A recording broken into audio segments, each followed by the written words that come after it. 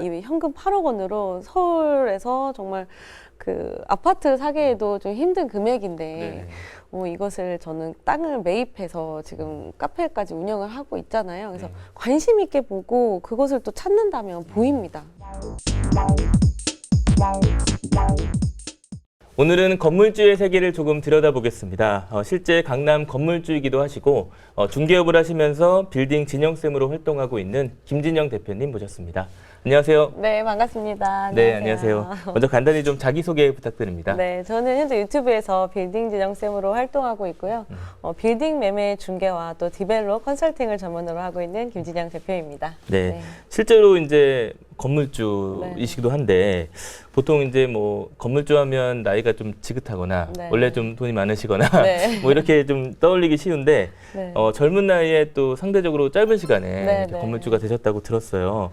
원래는 뭐 원룸에서 이렇게 시작을 하셨다고 들었는데 어떤 좀 과정을 거치신 건가요? 네, 우선 건물주라고 하면 막 돈이 많으신 분들이 소유할 수 있는 뭐 전유물이다라고 생각하실 수 있는데요. 사실 저도 불과 3년 전까지만 해도 그냥 내 집 하나에 있는 그냥 평범한 사람이었습니다. 제가 20살, 그러니까 20살 때는 정말 평범한 직장인이었고 좀 어린 나이에 결혼을 하면서 제가 27살에 결혼을 했어요. 일찍 하셨네요. 네, 일찍 해서. 그래서 모아놓은 돈이 없었기 때문에 이제 원룸에서 신혼생활을 시작했는데요. 보증금이 그때 500만 원에 월세가 60만 원이었습니다. 그런데 이제 결혼과 동시에 아이가 생기면서 일찍 나셨구나. 네, 그 아이를 원룸에서 키워야 된다는 현실이 정말 저를 밤마다 우게 한 생각도 많았었고 정말 너무 벗어나고 싶었죠. 그 환경이 너무 이제 벗어나고 싶었습니다. 그래서 어떻게 해야 될까? 직장인으로 해서는 내가 빨리 내 집 마련을 하기가 시간이 좀 많이 걸리겠다. 그렇게 해서 제가 이제 부동산업에 뛰어들었고요. 원래부터 부동산업을 생각하셨던 건 아니고. 그렇구나. 네, 피부과 관리사로 이제 평범하게 직장 생활을 하다가 이제 좀 많이 돈을 벌 수 있는 내가 하는 만큼 그렇다면 이제 영업 중에서도 뭐 많잖아요. 보험도 있고 자동차도 있고 그 중에서도 저는 좀 많은 단위를 좀 큰 단위를 다루는 그런 부동산을 선택했어요. 그렇게 해서 정말 내 집 마련을 목표로 주말 뭐 평일 저녁 뭐 늦게까지 제 시간을 좀 쏟아서 이걸 악착같이 했는데요. 그렇게 해서 제가 처음 기회가 온 거는 임대 아파트에 당첨이 됐어요. 신혼부부 임대 아파트. 원룸에서 이제 아파트에 살 수 있어서 너무 행복했는데 또 더 좋았던 건 이제 오래 살 수 있었고 보증금이 3천만 원에 월세가 33만 원입니다. 네, 우선 아파트에 옮긴 것도 너무 좋은데 월세도 적게 나가니까 일단은 신혼에 그 정도 이제 어쨌든 좀 안정을 찾은 거니까 좀 뭐 거기서 이제 안주하기도 쉬운데 그래서 전 거기서 안주하지 않고 정말 이때가 기회다. 월세가 적게 나갈 때 돈을 더 많이 벌어서 내 집 마련을 하자라는 목표로 정말 더 악착같이를 했던 것 같아요.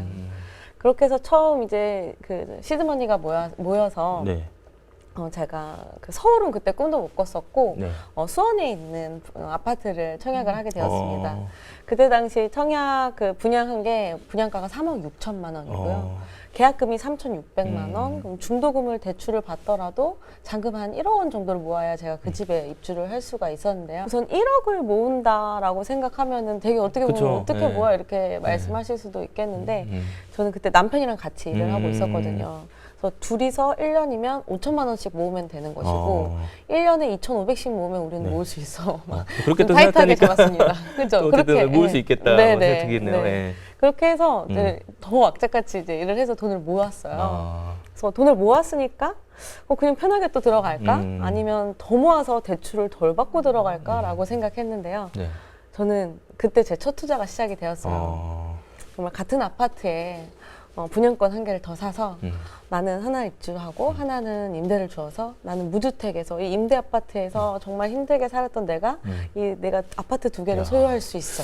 부동산의 어떤 감각이 좀 자신도 모르게 있지 않으셨나요? 근데 그때는 사실 그때도 되게 2015년도였는데요. 되게 막 아파트 청약 시장이 막 이렇게 활발하던 시장은 아니었어요. 그쵸, 제가 아파트 그 분양받은 것도 미분양이 있었고 뭐 순차적으로 다 계약이 되긴 했지만 그렇게 뭐 활발하던 시장은 아니었거든요.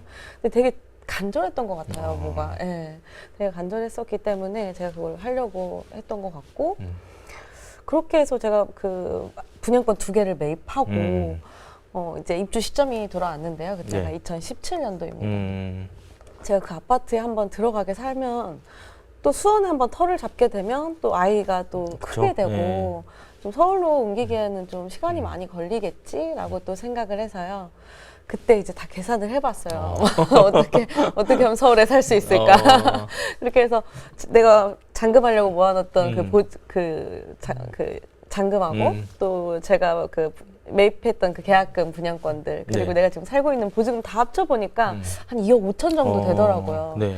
그래서 서울에 정말 영끌해서 사자. 그래서 제가 여기 서초구 읍면동에 그러니까 수원에 입주는 안 하시고 네, 그걸 바로 이제 사신 거구나. 분양권 두 개를 매각하고 여기 읍면동에 매입을 했어요. 네.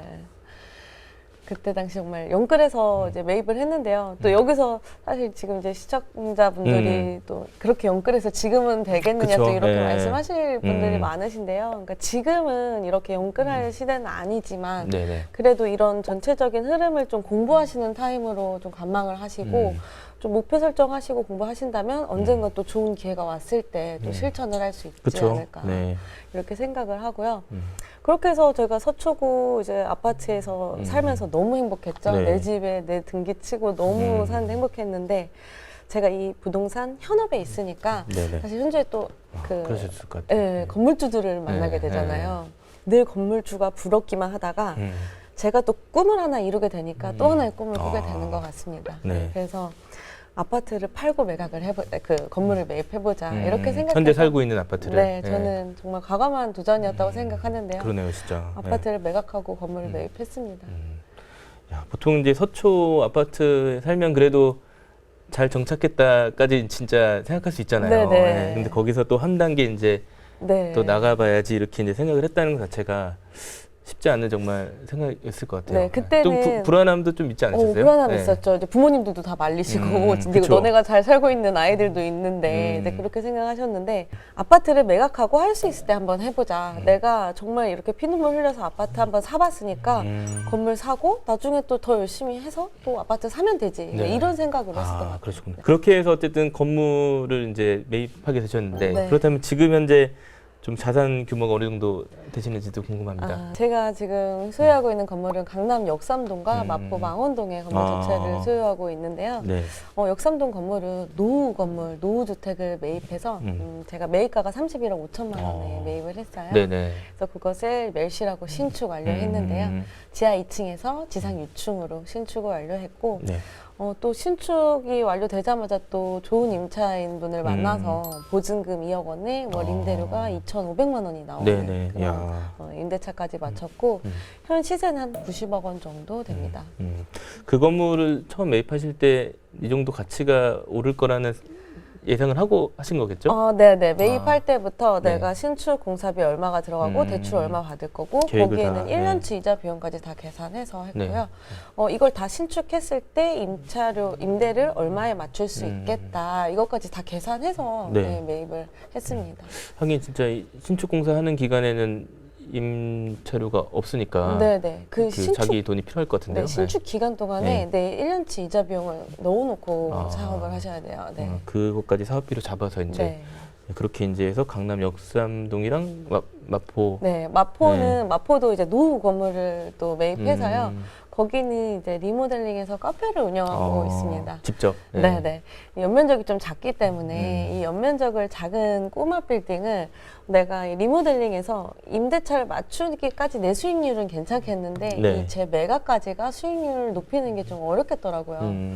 그래서 이걸 영업이익으로 좀 높여서 이걸 나중에 리스백해서 좀 수익률 높여서 매각하자. 그것도 건물 가치를 좀 높이는 하나의 방법이네요. 하나입니다. 네네. 그런 식으로 또 운영을 하고 계시구나. 네, 그래서 수소람 망원이라고 해서 지금 카페를 운영하고 있는데요. 네, 거기는 한 시세는 한 40억 원 정도입니다. 네. 현재 그런 건물도 소유하고 계시고 빌딩 중개업을 하시니까 좀 빌딩 시장에 대한 분위기도 좀 잘 아실 것 같은데 보통은 이제 저희가 뭐 직장인들은 아파트만 이제 보는데 아파트 시장과는 또 다른 세상이라는 좀 생각이 들어요. 실제로 좀 어떻게 다르다고 좀 봐야 될까요? 네. 우선 정부 규제에 있어서 뭐 작년, 재작년 한창 이제 19년도부터 아파트 뭐 주택에 네. 대한 이런 대출 규제와 이런 그 다세대 주택자분들의 규제가 있을 때 이 법인에서 소유한 이런 상업용 건물들 이런 상업용은 뭐 대출이 80%까지 나왔거든요. 그래서 그때도 그래서 규제가 덜합니다. 요즘에 이제 주택 시장이 많이 얼어붙어 있는 상황인데 그런 면에서 좀 빌딩 시장 분위기는 또 어떤지 궁금해요. 네. 실제로 많이 얼어 있기는 해요. 정말 작년 3분기까지는 괜찮았는데 이제 고금리 시기로 이제 돌아오면서 많이 얼어붙어 있기는 합니다. 그래서 그 작년 뭐 재작년 같을 때는 일반적으로 그냥 포괄 양도 되어 있는 그대로를 인수하신다거나 이제 이런 경우가 있었는데 지금은 사실 그런 건물들은 거래가 많이 되고 있지는 않은 상황이고요. 사실 근데 지금 강남 지역은 전액 현금으로 매입하시는 분들도 있어요.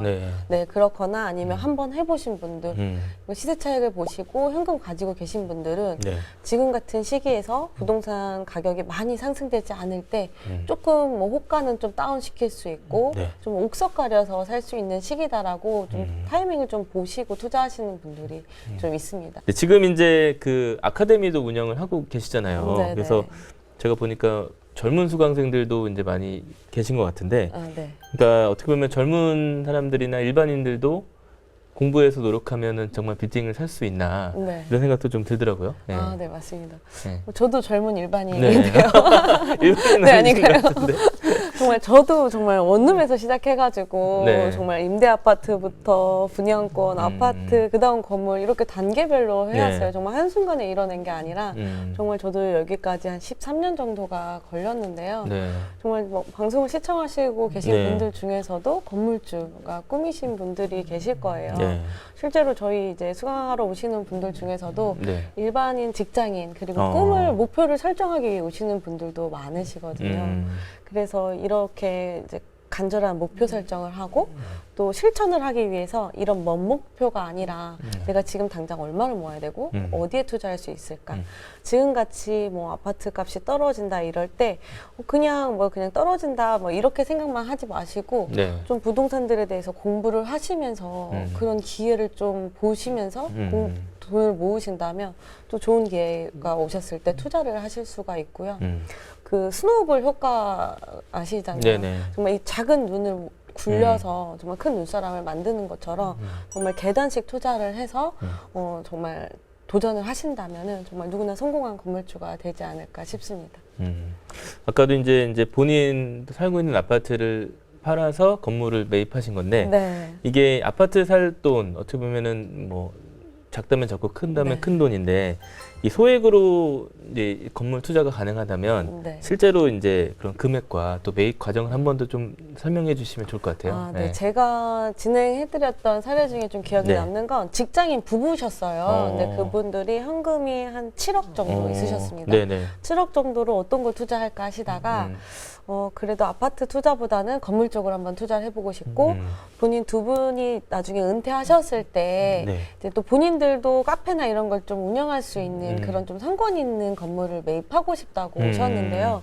그분이 한 21억 원 매매가를 매입을 제가 도와드렸고 거기를 원래는 매입할 때 꼬마 빌딩이기 때문에 서대문구 대로변이었어요. 그래서 꼬마 빌딩이기 때문에 뭐 병원을 임차를 준다면 임대료가 700에서 800 정도 나오겠다. 리모델링을 한다면 그렇게 예상을 했는데 저희 카페처럼 거기를 또 리모델링해서 카페를 운영하고 계십니다. 본인들이 직접? 아니 직접 이제 위탁 운영으로. 위탁 운영으로. 본인이 사업주이지만 이제 관리 주체는 또 다른 쪽에서 위탁으로 운영을 해주는 업체가 있고요. 그렇게 해서 원래 임대료를 받으려고 했던 7,800보다는 훨씬 더 높은 영업이익을 받고 계시거든요. 그래서 그 현금 7억으로 대로변에 건물을 매입하셨던 사례가 제 기억에 남아요. 그리고 또 지금 오시는 분들 중에 현금 5억, 뭐 3억 뭐 이렇게 공동 투자해서 또 투자하시는 분들이 계십니다. 실제로 뭐 한 7억으로 정말 건물을 그런 대로변의 건물을 살 수 있다면 되게 괜찮은 투자라는 뭐 생각이 언뜻 드는데 물론 뭐 이제 그런 매물을 고르는 게 쉽지는 않겠죠. 그래도 어쨌든 해볼 만한 너무 이렇게 먼 세계는 아니다 이런 생각도 좀 드네요. 맞습니다. 제가 두 번째 건물 매입한 게요. 그 8억 원 정도 실 투자 현금이 들어갔어요. 근데 그때 그때 이제 저는 제가 지금 느끼기에는 이 현금 8억 원으로 서울에서 정말 그 아파트를 사기에도 좀 힘든 금액인데 네네. 이것을 저는 땅을 매입해서 지금 카페까지 운영을 하고 있잖아요. 그래서 네. 관심 있게 보고 그것을 또 찾는다면 보입니다. 네. 이렇게 딱 보셨을 때 이 건물은 지금은 노후하지만 네. 나중에 미래 가치가 있겠다. 이게 네, 딱 네. 그 보이는 건물들이 있으세요? 네. 저는 빨간 색깔 그 노후 건물일수록 좋은데요. 빨간 지금 벽돌. 네, 네. 지금 현재가 중요한 게 아니라 네. 이 입지가 괜찮다면 이 가치 상승 행위. 그러니까 아파트는 지분이 작지만 이 땅은 지분이 크잖아요. 네, 네. 그래서 내가 원하는 대로 거기에서 가치 상승 행위를 할 수 있기 때문에 거기에 가치를 높게 만들 수가 있는 거죠. 이번엔 뭐 가장 많이 맞는 질문이실 것 같은데 지금 같은 이제 고금리 상황에서 네. 이런 투자가 이제 가능할까? 또 네. 수익이 날 수 있을까? 이런 면에서 어떻게 그쵸. 말씀해 제일 주실까요? 많이 듣는 질문인데요. 음. 지금같이 고금리 시기에 지금 다 되어 있는 건물을 뭐 연끌해서 사시는 분들은 없고, 네. 근데 그렇게 하시면 안 되시죠. 음. 예, 그래서 제가 말씀드리고 싶은 건 이제 꼬마 빌딩의 밸류업인데요. 이 밸류업이란 저평가된 노후 건물을 매입해서 건물의 가치를 상승시켜서 임대료를 높게 세팅하고 재매각을 해서 시세 차익을 보는 사업입니다. 네. 그러면 이제 신축이나 리모델링을 해서 건물의 가치를 상승시킬 네. 수가 있잖아요. 그럼 이 시간 동안에 어떻게 그 이자를 감당할 수 있겠느냐. 이게 가장 궁금하실 것 같아요. 그래요. 네. 아까 제가 말씀드린 대로 제가 건물 매입하고 신축하는 동안 이 1년 기간 동안 그 이자 비용을 저는 넣어놓고 예, 신축 행위를 했거든요. 네네. 그래서 이자 비용은 사업 비용입니다. 금리가 6%가 됐건 7%가 됐건 1년치 이자 비용을 사업 비용에 넣어놓고 네. 심지어 내가 혹시 모를 공실이자 아니면 혹시 모를 지연될 공사 기간에 따라서 네. 한 6개월 정도 그러니까 더 여유롭게 이자 비용을 내 사업 비용에 넣어놓고 신축 행위를 하신다면 네. 그게 완료가 됐을 때 임대를 맞추고 재매각해서 시세 차익을 볼 수 있는 사업이기 때문에 네. 이 고금리 시기에 이 밸류업 투자에 있어서는 이자 비용을 사업 비용이라고 생각하면은 크게 무리가 없다는 거를 좀 설명드리고 싶어요. 그러니까 그 금리 상황에 맞춰서 사업 비용을 얼마나 잡을 건지를 네. 이제 고민을 해야 되는 거네요. 근데 이게 여기서 또 가장 중요한 건 입지 선정인데요. 내가 네. 이 밸류업 행위를 했을 때 임대차가 안 맞춰지고 그쵸. 네. 또 내가 재매각을 해야 시세 차익을 볼 수가 있는데 네네. 또 그렇게 실현 가능하지 못한 입지에 사서 무조건 다 된다는 게 아니고요. 정말 이 뭐 강남 지역이라든지 뭐 마포 지역이라든지 이렇게 좀 거래가 많은 지역들 있잖아요. 네네. 그리고 내가 임차를 얼마에 맞추고 얼마에 매각할지는 지금 강남 지역에 얼마에 신축된 건물이 얼마에 임차가 맞춰지고 네. 얼마에 매각이 되는지를 보시고 그 숫자가 맞아야지 이제 투자를 하셔야 되는 겁니다. 매입할 때부터 매각할 때까지의 그 수익률과 그 금액을 계산하시고 투자를 하셔야 돼요. 그러니까 좀 종합적인 계획이 좀 구체적으로 있어야지 네. 이것도 실행에 옮길 수 있는데 혼자 하기보다는 좀 그런 도움을 받는 게 좋을 것 같다는 생각이 좀 드네요. 네, 그래서 네. 그런 것들은 사실 이제 현장에 나가서 보시면은 이제 수익 실현한 사례들이 좀 있잖아요. 네네. 네네. 그래서 그런 것들로 좀 분석을 하시고 공부를 하시고 음. 네, 그렇게 하시면 좋을 것 같습니다.